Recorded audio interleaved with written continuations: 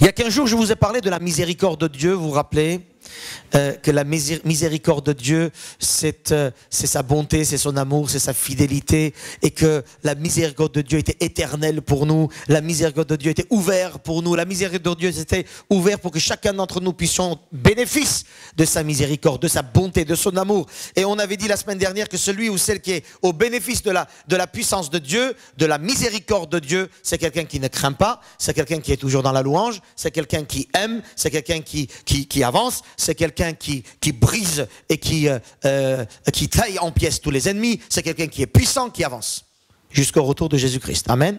Et quelqu'un qui est ouvert à la puissance de Dieu, à la miséricorde de Dieu, c'est quelqu'un aussi qui dit que aujourd'hui c'est la journée que le Seigneur a faite pour moi, qu'elle soit pour moi une journée d'allégresse. Amen. Donc quelqu'un qui est ouvert à la miséricorde de Dieu, c'est quelqu'un qui est joyeux tout au long de cette année 2015. Voici l'année que le Seigneur a faite, qu'elle soit pour vous une année de joie, d'allégresse et de joie, de puissance. Amen. C'est possible ou pas? À condition que tu reçois la miséricorde de Dieu qui vient du ciel pour chacune de celui ou celle qui croit. Dans Hébreux 4, verset 16, je vais vous donner pas mal de versets, donc prenez note. Dans Hébreux 4, verset 16, il est dit « Approchons-nous donc avec assurance du trône de la grâce, afin d'obtenir quoi ?» Exactement. Afin d'obtenir miséricorde et de trouver grâce pour être secourus dans nos besoins. Approchons-nous donc au trône de la grâce pour bénéficier de la miséricorde de Dieu, de la bonté de Dieu, de l'amour de Dieu, de la douceur de Dieu, de la fidélité de Dieu, de la personne de Dieu. Donc approche-toi, et j'espère que cette année, nous serons tous des hommes et des femmes qui nous approchons sans cesse à la miséricorde de Dieu. Alléluia.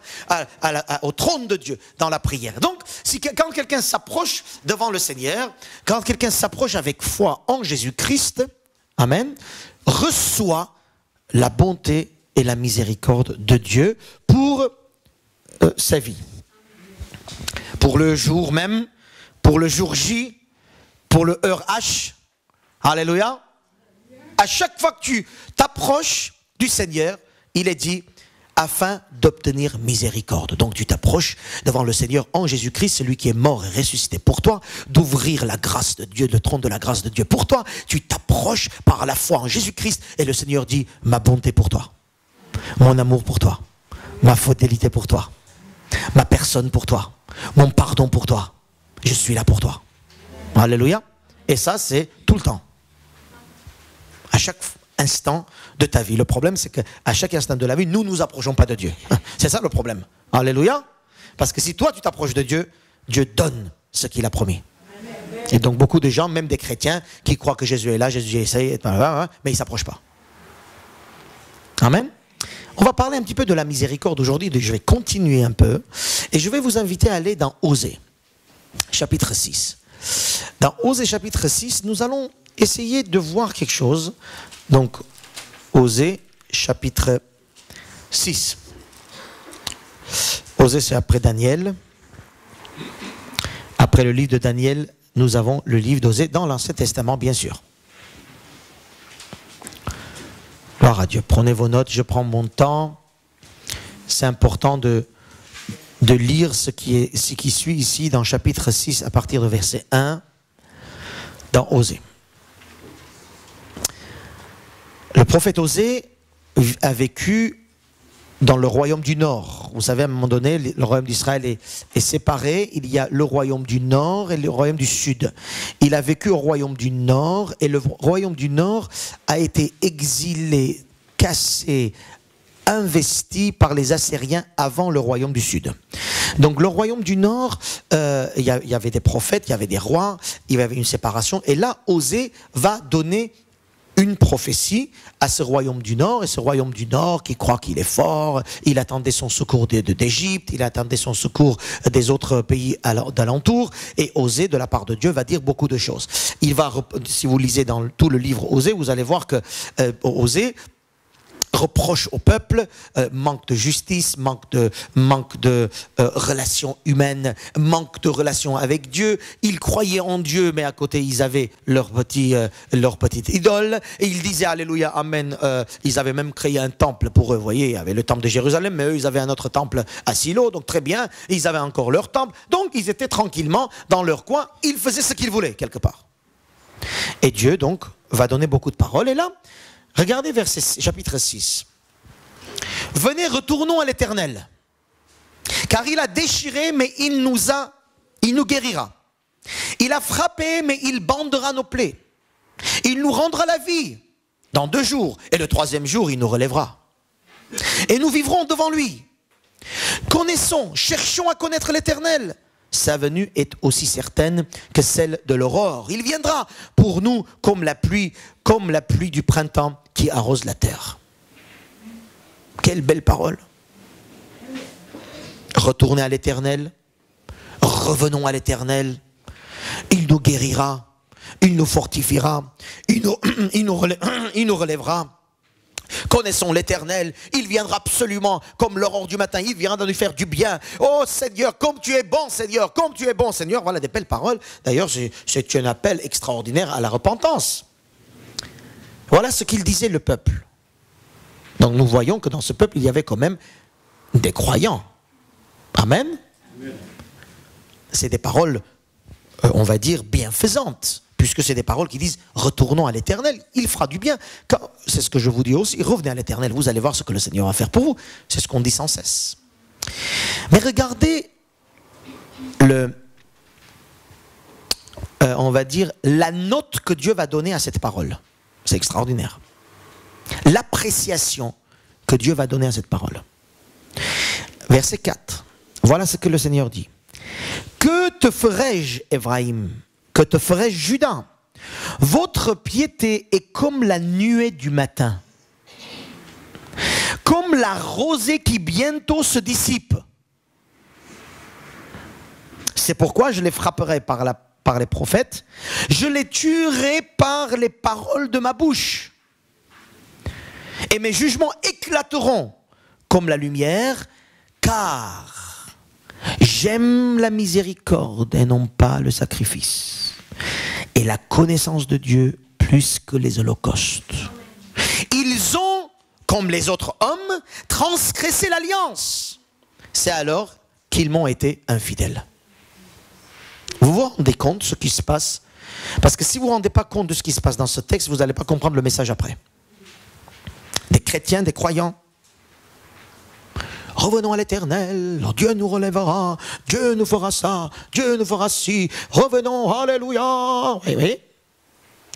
Le Seigneur, il dit, votre piété que vous venez de dire, c'est comme la rosée du matin. En fait, un jour vous êtes comme ça, un jour vous êtes comme ça. Voilà ce qu'il dit. Vous êtes en train de proclamer des paroles justes, certes. Mais votre piété, parce que Dieu voit le cœur, n'est-ce pas? Pas les paroles, les blabla chrétiens. Non plus les belles paroles doctrinales. Dieu voit le cœur, il dit, ce que je vois en vous, il y a des belles paroles. Cette piété, elle est bonne, mais elle est comme la rosée du matin, elle va passer. Elle vient, et d'un coup, elle n'est plus là. Et c'est ce que je vois moi aussi parfois chez des chrétiens. Et ce que le Seigneur donne comme argument. Il dit en fait, je vais venir vous punir, il dit, parce que vous n'accomplissez pas toute la parole. Ma parole viendra vous juger. C'est dans Jean, Jésus a dit dans Jean 12, il dit, il y a un juge qui viendra vous juger, c'est ma parole que j'ai annoncée. Donc en fait, ce que le Seigneur dit, il dit, vous avez pris une partie de la parole.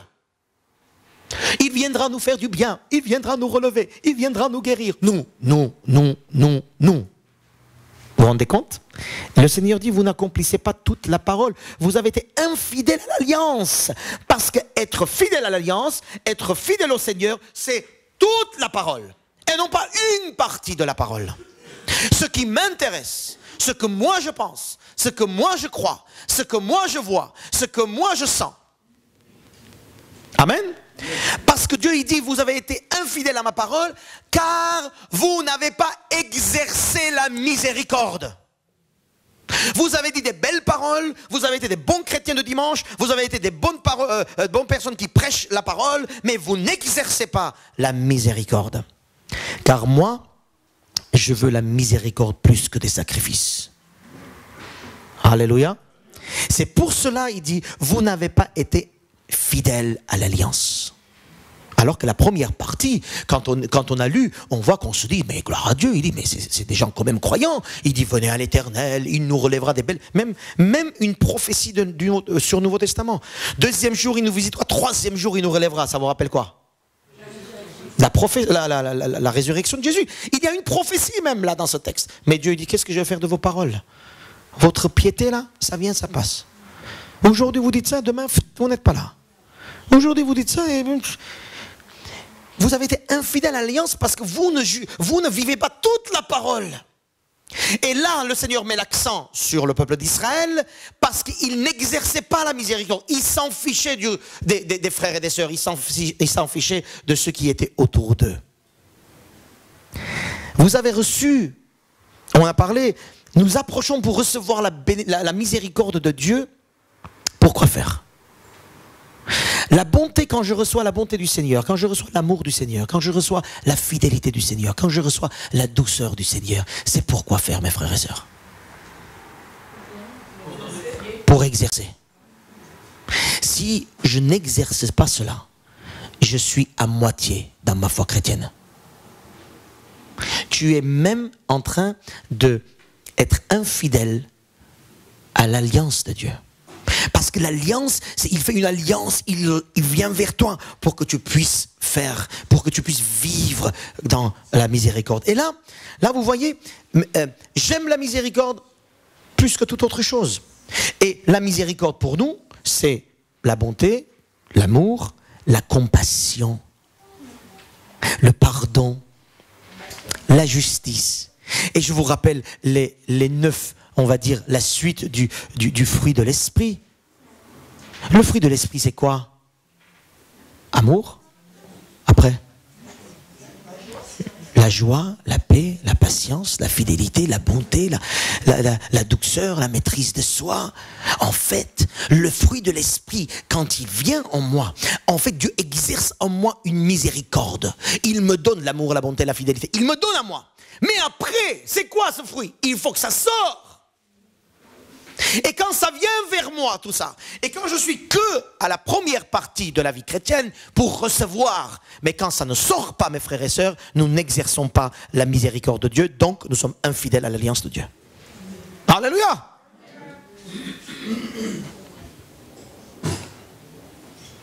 La semaine dernière, il y a 15 jours, quand on a parlé de la miséricorde de Dieu, Dieu nous remplit de sa miséricorde. Donc nous ne craignons pas, nous avancerons, nous, alléluia, tout le monde a dit alléluia, amen. Amen, je suis d'accord avec vous, c'est pour ça que j'ai prêché, mais il y a une deuxième partie. Le deuxième volet, c'est que je puisse exercer aussi la miséricorde de Dieu. Car ce que je veux, dit le Seigneur, c'est la miséricorde, non pas des sacrifices. Ce que Dieu veut, c'est que nous puissions exercer, que nous puissions vivre ou faire des sacrifices avec le cœur de la miséricorde. Dieu veut que nous puissions vivre notre vie chrétienne avec un état d'esprit de miséricorde, de bonté, d'amour, de compassion. Regardez à chaque fois que vous vous énervez, comment vous êtes. Où est la compassion? Où est l'amour? Où est la douceur? Alléluia. Le peuple d'Israël avait oublié que dans l'alliance de Dieu, il y avait l'exercice de la miséricorde. Et dans Matthieu chapitre 9, verset 13, Jésus reprend ce texte. D'ailleurs, il reprend 2 fois. Matthieu 9, 13, Matthieu 12, 7. Écrivez si vous voulez. Matthieu 9, 13, Matthieu 12, 7. 2 fois, il reprend en disant... Car je veux la miséricorde et non pas le sacrifice. Et vous savez, là, Matthieu 9, qu'est-ce qui se passait? Lui, il était avec les pécheurs. Dans la maison de Lévi. Matthieu. Il était assis en train de manger, boire avec les pécheurs. D'accord? Et les pharisiens sont venus. Qu'est-ce qu'ils ont dit? Ah, La loi dit que nous ne mangerons pas avec les pécheurs. Qu'est-ce que tu fais? Oui ou non? Qu'est-ce que Jésus a dit? Vous n'avez pas lu? Vous ne comprenez pas que ce que Dieu veut, c'est la miséricorde. Je suis venu, dit, pour sauver les pécheurs, les malades, avec le cœur miséricorde. Avec un cœur de compassion, avec un cœur d'amour, avec un cœur d'amour, de pardon, que je vis et j'exerce mon travail, ma vie, ma relation. Si tu n'as pas le cœur de miséricorde dans ta vie chrétienne, c'est que dans ta voiture, tu n'as pas de moteur. Tu peux être très beau, une voiture belle, bien polichée, bien en couleur, mais ça n'avancera rien parce que le moteur d'exercer la miséricorde, l'amour, la bonté, la douceur, la maîtrise de soi n'y est pas. Alléluia. Dans le psaume 112, allons ensemble, ça va, tout va bien? Vous me suivez? Ce que je veux, c'est la miséricorde et non pas des sacrifices, la connaissance de Dieu, plus que les holocaustes. Donc nous changeons notre moteur ce matin, parce qu'avec le moteur humain que je suis, je n'avancerai pas. J'ai besoin d'exercer et vivre ma vie avec la bonté, l'amour, la patience, le pardon, la joie, la paix que le Seigneur me donne par son esprit. Alléluia. Dans le psaume 112, verset 5. Heureux l'homme qui exerce la miséricorde et qui prête, qui règle ses actions d'après la justice. Donc vous voyez, exercer la miséricorde, c'est pas que des choses passives, c'est-à-dire j'aime mon frère, je suis doux dans mon cœur, j'ai la paix du Seigneur. Ça non. Exercer la miséricorde, c'est de montrer cela. Et comment on montre là, ici dans ce texte, il dit en faisant des actions justes. J'exerce la miséricorde pour montrer que j'ai reçu la miséricorde. Je vais exercer la bonté, l'amour, la compassion pour montrer que j'ai reçu l'amour, la compassion et pardon. Et comment je le montre? Je montre par des actions concrètes. Alléluia. Par des actions concrètes. Vous voyez autour de vous qu'est-ce qui se passe? Le mot miséricorde est utilisé dans d'autres religions aussi. Mais c'est quoi? Quand on dit Dieu est miséricordieux et on n'exerce pas la miséricorde. Quand on dit Dieu est miséricordieux et on tue, il y a un problème. Dans ma Bible, Dieu est miséricordieux et il veut que je sois miséricordieux aussi. Sinon, ça ne veut rien dire. Amen. Quand j'exerce la miséricorde, il y a des bénédictions qui sont là. Je vais juste lire, mais je ne vais pas commenter. Car il ne chancelle jamais, celui qui exerce la miséricorde. Il ne craint point les mauvaises nouvelles, celui qui exerce la miséricorde. Son cœur est toujours ferme et confiant dans le Seigneur. Son cœur est affermi, il n'a point de crainte. Pourquoi? Parce qu'il est en train de faire ce que Dieu est pour lui. Il est en train de vivre comme il a reçu.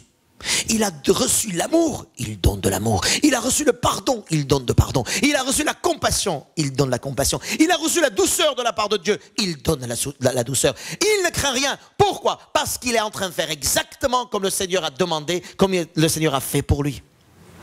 Alléluia. Donc, recevoir la miséricorde pour ne pas vivre la miséricorde, tu n'as rien compris de la vie chrétienne. C'est pour ça que beaucoup de chrétiens commencent, ils ne sont plus là après. Ils ne sont plus là. Un jour ils sont croyants, un jour ils ne sont pas croyants, un jour ils disent Alléluia, Amen, un jour ils vont insulter le pasteur, l'église, toutes les personnes de l'église. C'est comme ça. Mais quand j'ai compris exactement ce que c'est la miséricorde de Dieu, Jésus il est mort sur la croix pour nous donner cela. Il a payé le prix pour me donner la miséricorde, pour me donner la paix, pour me donner la compassion. Je dis Seigneur, Alléluia, je veux le vivre exactement. Je vais aussi exercer. Le mot exercer est très important. Travailler. Tu ne peux pas rester à la maison les bras croisés et tu dis j'exerce un métier. C'est quoi ton métier? Exercer, c'est de faire quelque chose. L'exercice. Alléluia.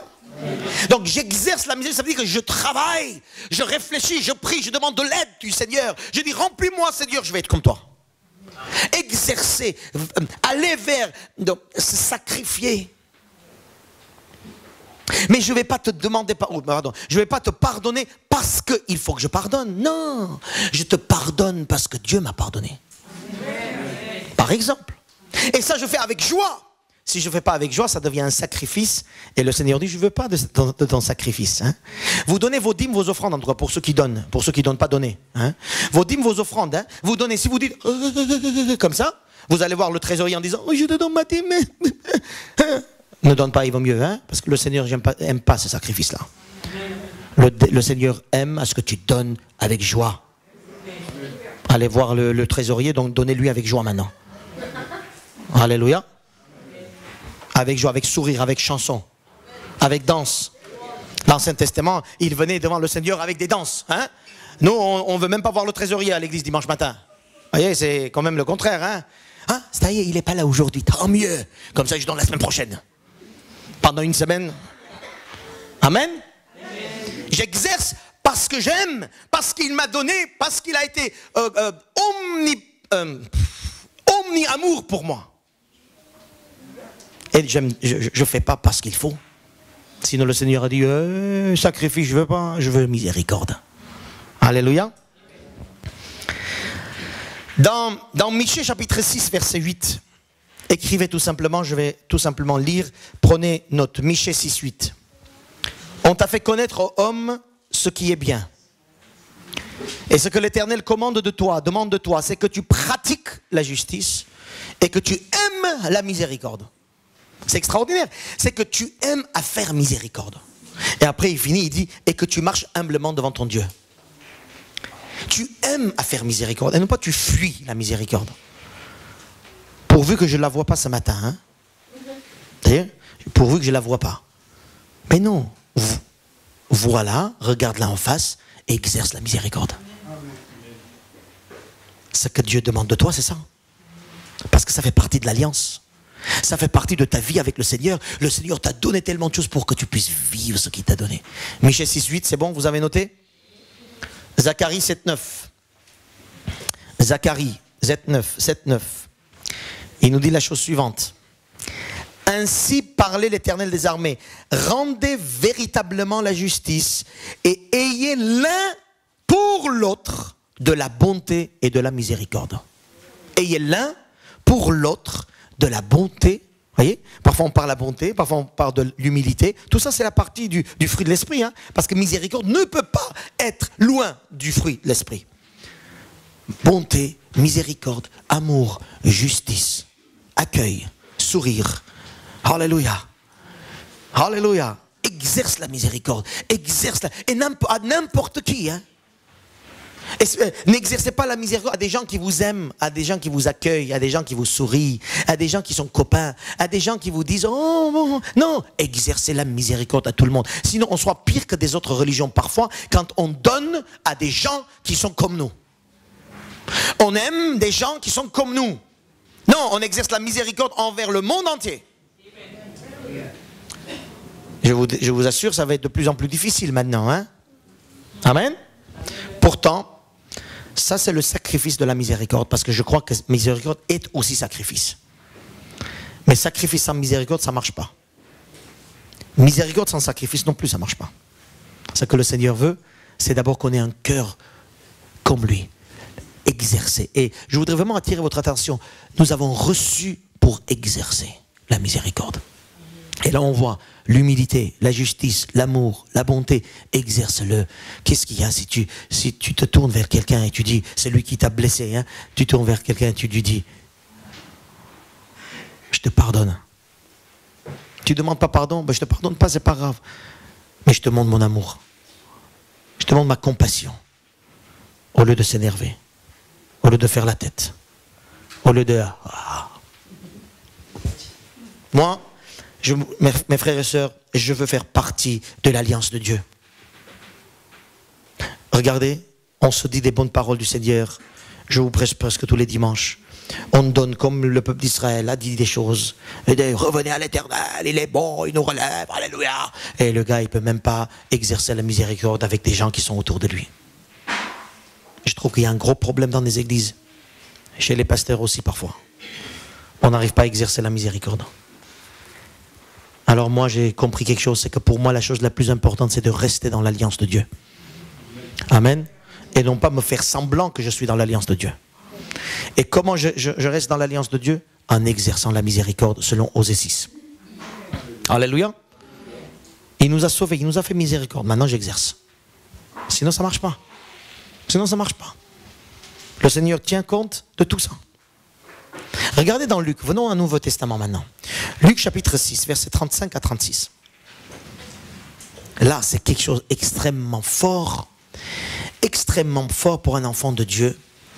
Luc, donc, qu'est-ce que j'ai dit? 6, 35, 36. Voilà ce que dit Jésus. Donc, vous connaissez ces paroles que nous n'aimons pas trop lire, surtout si on a quelques petits problèmes avec des gens. Aimez vos ennemis, il dit.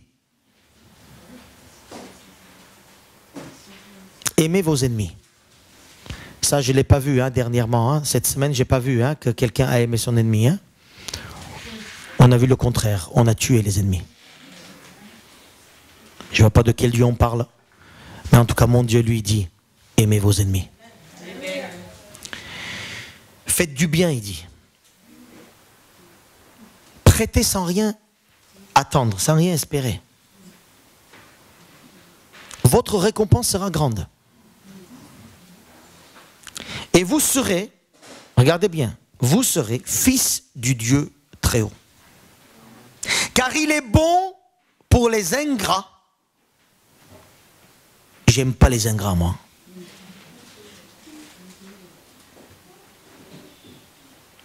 On reçoit beaucoup de coups par des ingrats. Tu fais beaucoup de choses. Et le gars, il te dit, mais tu n'as rien fait pour moi. Ingrat. Amen, ouais. Ben oui, c'est vrai. Qui aime les ingrats? Ne soyez pas ingrats, soyez reconnaissants. Amen. Là, Dieu dit, car il est bon pour les ingrats et pour les méchants. Et là, verset 36. Ça résume verset 35. Soyez donc miséricordieux, comme votre Père est miséricordieux. Voyez le comme. Lui, il est bon envers les ingrats. Lui, il a accueilli les méchants. Lui, il a aimé les pécheurs, les méchants, les ennemis de Dieu. Lui, il est venu vers eux. Lui, alors vous, comme lui. C'est ça, exercez la miséricorde. Soyez miséricordieux comme votre Père est miséricordieux. Voilà le verset central de la Bible. Si tu as compris ça, tu as tout compris. Tu comprends la miséricorde de Dieu envers toi, comment il a sacrifié son fils. Et tu comprends comment tu dois exercer la miséricorde dans ta maison, dans ton travail, dans ton église, avec tes frères, avec tes sœurs, avec les gens que tu n'aimes pas, avec les gens qui ne t'aiment pas. Il y a des gens qui ne vous aiment pas? Moi, je dis qu'il y a des gens qui ne m'aiment pas. Toi, tu ne m'aimes pas? Ah, tu as levé la main. Ah, moi, d'accord. Je ne sais pas, moi. J'ai dit, il y a des gens qui ne m'aiment pas, il y a Patricia qui lève le doigt. Alors là, je dis, oh bah, gloire à Dieu. Gloire à Dieu. Vous voyez, il y a des gens qui ne nous aiment pas. C'est pas mon problème, celui qui ne m'aime pas. Vraiment, c'est pas mon problème. Moi, mon problème, c'est exercer la miséricorde au point où je peux. Parce que je ne suis pas Dieu. Amen. Mais j'exerce jusqu'à ce que je peux. Dans mes pouvoirs. Et si j'avance beaucoup avec l'esprit, je pourrai faire un peu plus. Parce que l'esprit me donnera la force pour faire encore plus. Alléluia. L'épisode du bon samaritain. Vous connaissez cette histoire du bon samaritain? Qu'est-ce qui se passe? Il y a un samaritain, non, il y a quelqu'un qui est volé, qui est terrassé, qui est mis par terre comme ça. Il y a le juif qui passe, il y a les pharisiens qui passent, il y a les religieux qui passent, il y a les gens qui comme l'Ancien Testament qui disent des belles paroles doctrinales, vous voyez. Même parfois des évangéliques aussi qui passent à côté sûrement, hein, non, de cet homme, hein, des évangéliques qui disent que Dieu te bénisse, hein. Voilà. Je prierai pour vous, gloire à Dieu, hein, voilà. Ou peut-être en passant ils disent Alléluia, et puis hop, ils passent, hein, voilà, vous voyez. Il y a des évangéliques aussi, on peut dire, qui sont passés à côté, et personne a aidé cet homme qui était par terre, qui était volé. Et puis il y a un Samaritain qui passe. C'est Jésus qui raconte cette histoire. Il y a un Samaritain. Alors, Samaritain, c'était vu comme quelqu'un bon à rien. Amen. Par les Juifs. Les Juifs n'aimaient pas les Samaritains à l'époque. Ils disaient que c'était des vendus. C'était des collabos. On n'aime pas les Samaritains. C'était des mélangés. Ils n'ont pas le sang pur. Parce qu'il y a des Juifs et puis il y a les Assyriens qui étaient venus mélanger aux Samaritains. Non, c'est pas bon les Samaritains. Donc on n'aimait pas les Samaritains. À chaque fois on disait, en fait c'était même une insulte. On se disait, espèce de Samaritain va. Amen. Donc du coup, Jésus raconte cette histoire. Il dit voilà, les religieux, les bonnes personnes, les personnes avec les titres et tout ça, ils sont passés. Ils n'ont même pas fait attention à celui qui avait besoin de la miséricorde. Il avait besoin de compassion parce qu'il n'avait plus rien. On avait frappé, il avait besoin d'amitié, il avait besoin d'un regard, un sourire, il avait besoin qu'on prenne soin de lui. Il était par terre. Et puis un Samaritain qui passe, et Jésus raconte que ce Samaritain a pris cet homme sur son âne, il l'a amené à l'hôtel, il a pris soin, voilà. Il a réglé l'affaire, le Samaritain. La question de Jésus, à la fin, quand il a raconté cette histoire, il dit aux pharisiens, lequel de ces trois te semble avoir été le prochain de celui qui était tombé au milieu des brigands? Il pose une question. Quelqu'un qui est tombé au milieu des brigands, et 3-4 personnes passent, personne s'occupe, et Jésus dit, lequel de ces trois? Et puis dans ces trois, il y a un Samaritain qui passe, qui prend soin donc.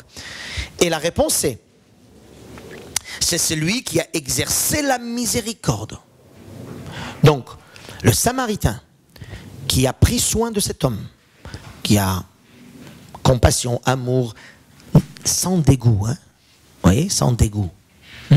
Il a pris soin de ça. La réponse est, il a exercé la miséricorde. Répondit docteur de la loi. Et Jésus, vous savez qu'est-ce qu'il dit? Ça c'est fort. Va et toi, fais de même. Va et toi, fais de même. Ça veut dire, va et exerce la miséricorde. Va et exerce l'amour, exerce la compassion, exerce le sourire, exerce l'accueil. Ce sont des choses, je ne vous parle pas d'aider les pauvres, hein, ça bien sûr, mais déjà commencez dans votre cœur à accueillir, à aimer, à ne pas avoir de dégoût des gens envers les chrétiens.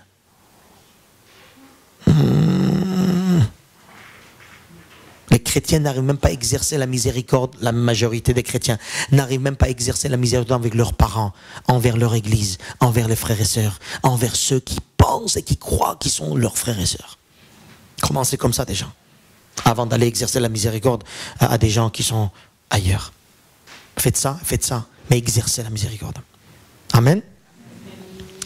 Je vous dis, ça fait partie de l'alliance que Dieu a conclue avec nous, mes frères et sœurs. Et ce message que je vous dis, c'est un message, j'ai l'impression, hors contexte. Vous savez pourquoi? Vous êtes tellement occupé de vous-même. Ouais, pasteur, moi j'ai un problème déjà personnel. À ma maison, à moi. Exercer la miséricorde. Déjà j'ai besoin qu'on exerce la miséricorde envers moi. Voyez, être victime, c'est très facile. Hein? Aimez-moi, s'il vous plaît. Ayez compassion de moi. Protégez-moi, gardez-moi. Moi, venez vers moi. J'ai besoin de vous. Amen. On est comme ça un peu. Hein? On s'occupe de nous. Hein? On veut qu'on s'occupe de nous. Mais la Bible nous dit, avant de t'occuper de toi, occupe-toi de l'autre.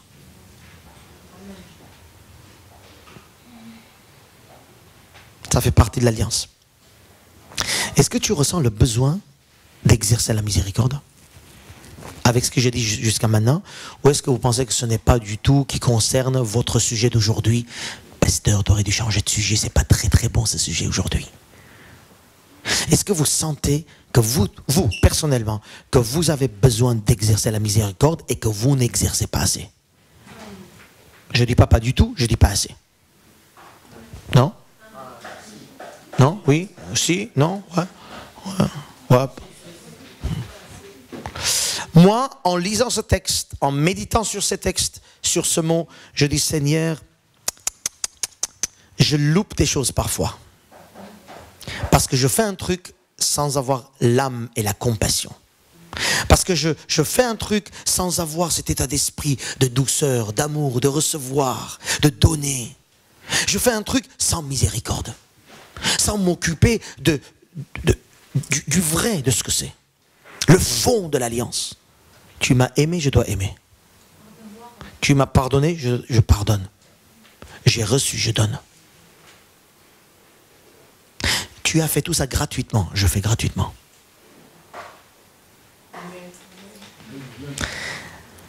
Là, quand j'ai lu Osée, ça m'a fait beaucoup, ça m'a bouleversé.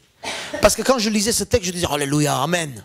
Et d'un coup, je tombe sur le verset 6, où Jésus dit quoi? Où Dieu dit quoi? C'est votre piété, c'est comme la rosée du matin. Je dis, oh là là. C'est que je peux même prêcher une très bonne prédication.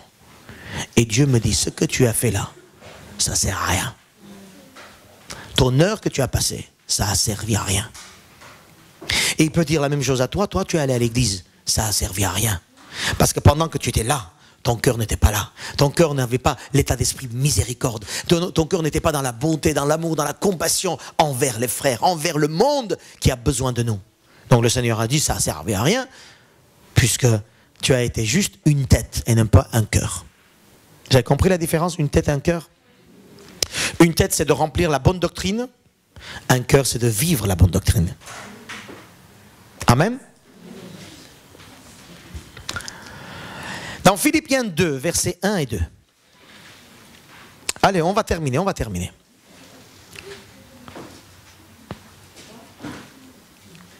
L'apôtre Paul. Oh Seigneur.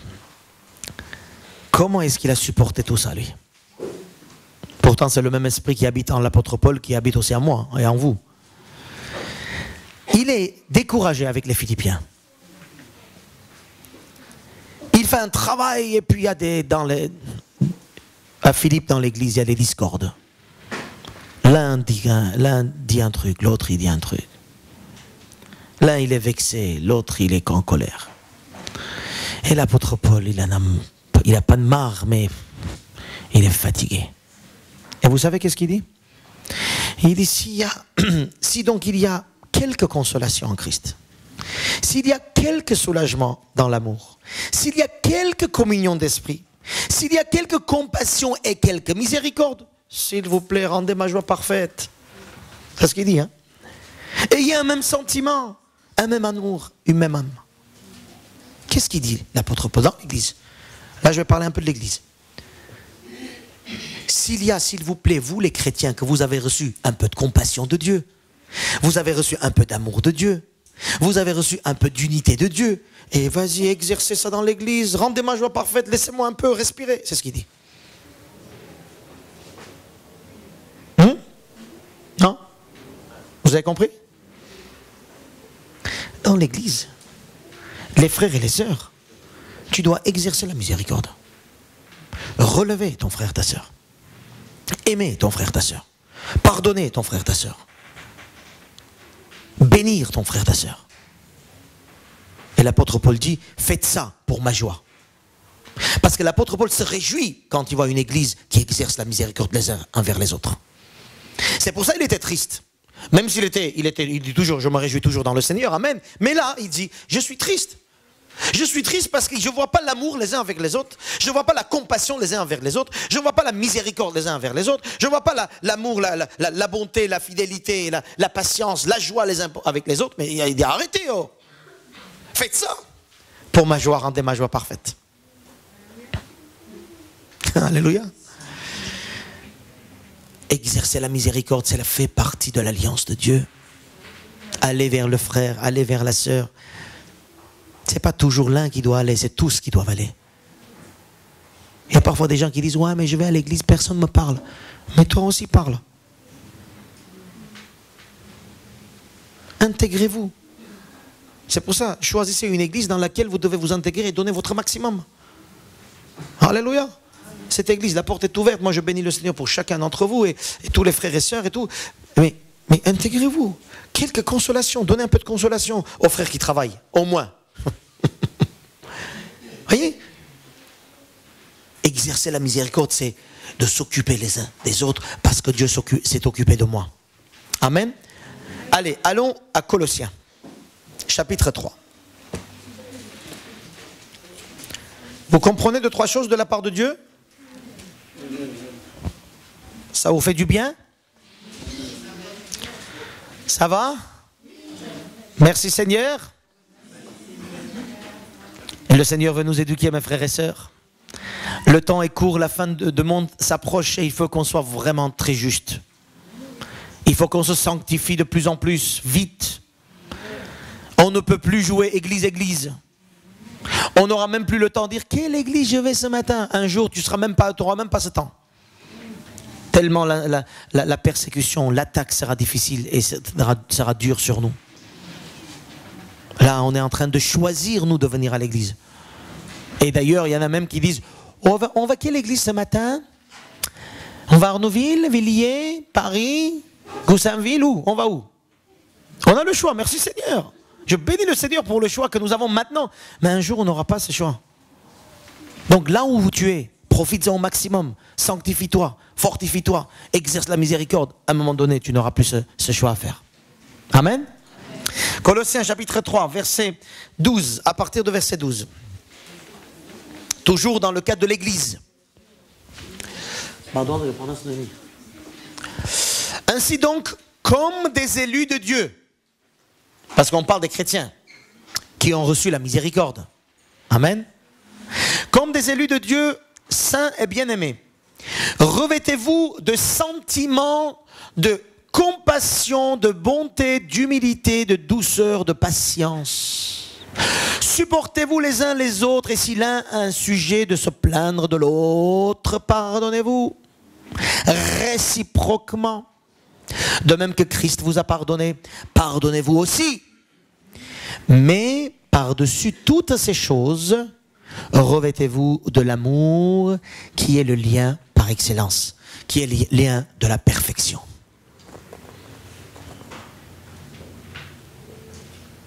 On n'aime pas trop ça.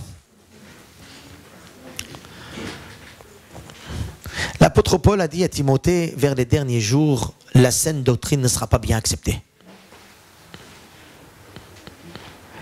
Et c'est la faute à l'Église aujourd'hui si le monde est en train d'être dérivé.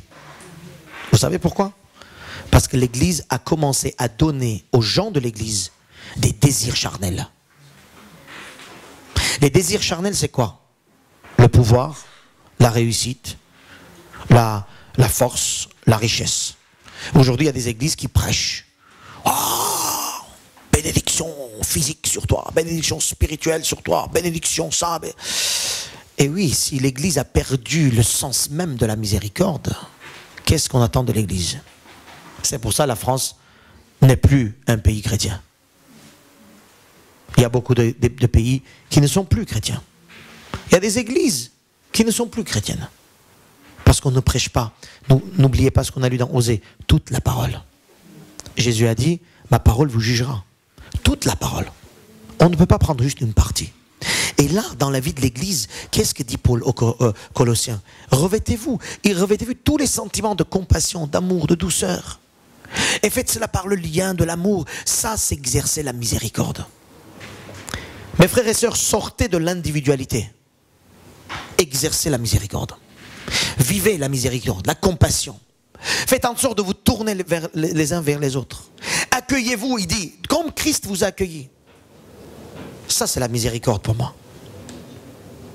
Que le Seigneur fasse en sorte, mes frères et sœurs, que nous soyons tous des hommes et des femmes qui demandons de l'aide à l'Esprit de Dieu, de nous aider afin d'exercer la miséricorde. La dernière fois que tu as prié, Seigneur, aide-moi, c'était pourquoi? C'était pour réussir peut-être un examen? Pour réussir le code? Pour réussir, je sais pas, quelque chose qui est pour toi, Seigneur, aide-moi s'il te plaît, moi. Aide-moi pour que je puisse faire ça pour moi. Aide-moi ma famille, aide-moi moi, aide-moi moi. C'est ça nos prières parfois, mes frères et sœurs. Et là, je vous demande de changer un peu la prière, de dire, Seigneur, aide-moi pour exercer la miséricorde. Seigneur, Saint-Esprit, remplis-moi pour que je puisse exercer la miséricorde. Vous savez pourquoi? Il y a un vrai grave verset ici, dans Jacques chapitre 2, verset 13. Il nous dit la chose suivante. Jacques chapitre 2, verset 13, c'est avant-dernier verset. Car Jacques chapitre 2, verset 13. Car le jugement est sans miséricorde pour qui n'a pas fait miséricorde. Non? Vous avez compris? Le jugement de Dieu, à la fin de tout, hein, le jugement de Dieu sera sans miséricorde, celui qui n'a pas exercé la miséricorde. C'est grave. C'est pas seulement celui qui n'a pas reçu la miséricorde, mais celui qui n'a pas reçu, mais qui n'a pas exercé aussi la miséricorde. Alors c'est à nous, mes frères et sœurs, de bien souligner ce verset et de dire, Seigneur Jésus, aide-moi par ton esprit à ce que je sois un homme, une femme qui exerce ce que tu as exercé envers moi. Qui exerce, qui met en pratique, qui se sacrifie s'il faut, qui change sa pratique, qui change son agenda, qui change son confort, qui sort de ce qu'il est, juste pour exercer un peu plus la miséricorde aujourd'hui, parce que le Seigneur exerce la miséricorde envers nous. Et la miséricorde, c'est la compassion, l'amour, la patience, la fidélité de relation, de l'accueil, la joie, les uns avec les autres. Le Seigneur nous donne la miséricorde, c'est pour vivre la miséricorde. Et regardez ici dans dernier verset dans Matthieu 18, il est dit, vous avez reçu gratuitement, donné quoi? Alléluia. Celui qui n'arrive pas à exercer la bonté, la compassion, d'être un peu joyeux avec les gens, d'être un peu accueillant avec les gens, de recevoir, de donner un peu d'amour envers les gens, de donner un peu de pardon, de douceur envers les gens, s'il n'arrive pas à le faire, c'est que mes frères et sœurs, cette personne n'a pas reçu cela. On connaît l'arbre de ses... Alléluia. Si tu vois que, avant que d'autres te disent, si tu vois que toi-même, tu n'arrives pas, de ton arbre, il n'y a pas la compassion, l'amour, la miséricorde, la joie, le bien-être qui sort de toi, tu es toujours énervé au fond de toi, tu es toujours triste au fond de toi, tu es toujours en colère et en amertume au fond de toi, tu es toujours comme ça au fond de toi. Dis-toi que Dieu, ou bien tu n'as pas reçu, c'est que tu n'es pas chrétien, ou bien tu n'arrives pas à exercer, et si tu n'arrives pas à exercer, c'est parce que tu ne demandes pas. Moi je crois que si je demande, Seigneur, je veux exercer la miséricorde comme toi, remplis-moi Saint-Esprit, il le fera parce que c'est sa volonté. Amen. Amen. La volonté de Dieu, c'est que nous exercions. Mais le problème, c'est que nous ne voulons pas exercer. Alléluia. Ça ne nous arrange pas. C'est là que nous devons demander l'aide de Dieu. Seigneur, je ne peux pas être chrétien si je n'exerce pas le pardon, la compassion, la bonté, la fidélité. Je ne peux pas être chrétien. Je refuse. Je ne sais pas comme ça parce que le jugement sera sans miséricorde si moi je n'exerce pas la miséricorde. Donc je ne suis pas chrétien. Alléluia. Pour voir si tu es vraiment chrétien. Vous savez, il y a les sondes parfois. Dans la viande, pour savoir si elle est bien, qu'est-ce qu'on met dedans? On met là, voilà. Après, on sort, on dit, bien cuit. De la même manière, mets-toi la sonde. Regarde toi-même, est-ce que tu arrives à exercer la miséricorde fidèlement comme le Seigneur? Si c'est pas ça, tu dis, c'est pas bien cuit, il faut que ça cuise encore. Et tu dis, Saint-Esprit, cuis-moi. Alléluia.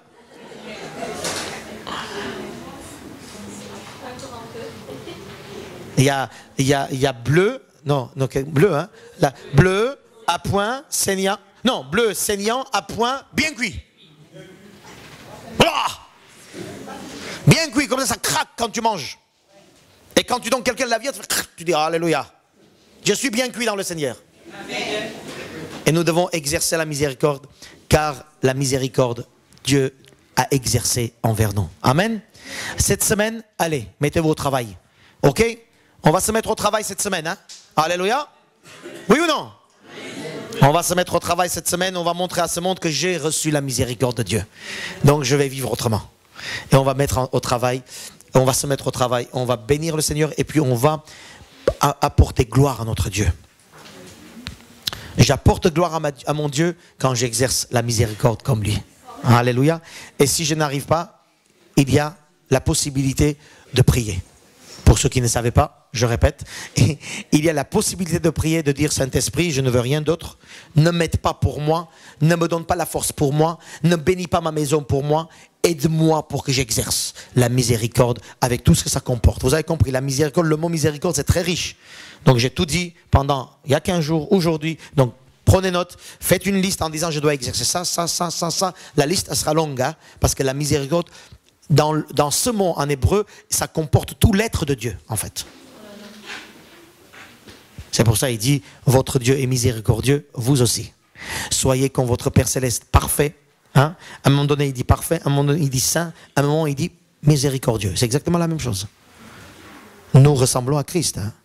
L'Esprit est venu pour que je ressemble à Christ. Christ était-il miséricordieux? Est-ce qu'il a tué les personnes qui n'allaient pas selon sa doctrine? Non, on est bien d'accord? Il n'a pas tué, il n'a même pas dit tuer ceux qui ne vous suivent pas. Il a dit aimez comme moi je vous ai aimé. Ça c'est la différence, la vraie différence de la foi chrétienne.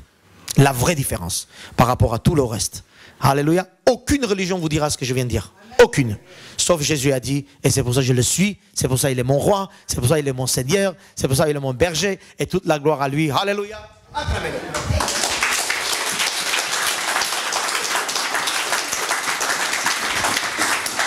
Seigneur, aide-nous, Père. Aide-nous par ton esprit. Aide-nous par la puissance de l'esprit, par l'intervention de l'esprit, pour que je puisse exercer miséricorde. Que je puisse, Seigneur, comme toi, reçu gratuitement, que je puisse donner gratuitement. Seigneur, je veux vivre ton alliance complètement, parfaitement. Seigneur, je veux vivre ta parole totalement de A jusqu'à Z. Et parfois, Seigneur, je vois que ma chair est encore dans les parages. C'est pour ça, Seigneur, je lève ma voix et mon cœur en disant Saint-Esprit, remplis-moi pour que je puisse être encore plus comme toi, exercer la miséricorde, la compassion, l'amour, la bonté, la fidélité, la joie, la paix pour ceux qui sont autour de moi. Seigneur, aide-moi à vivre. C'est pourquoi tu m'as créé sur cette terre. Aide-moi à vivre, c'est pourquoi je suis sur cette terre. Sois béni. Bénis mes frères, mes sœurs aussi. Tous ensemble dans cette église.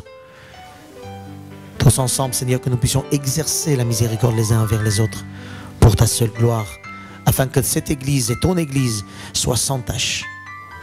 Je prie pour toutes les églises du monde, afin que, Seigneur, dans ces églises, dans toutes les activités qu'il y a, le centre soit la miséricorde. Aide-nous, Seigneur, que l'église puisse te porter gloire dans ce monde. Aide-nous, Seigneur, que nous puissions y participer. Au nom de Jésus, nous prions. Alléluia. Amen. Et Amen.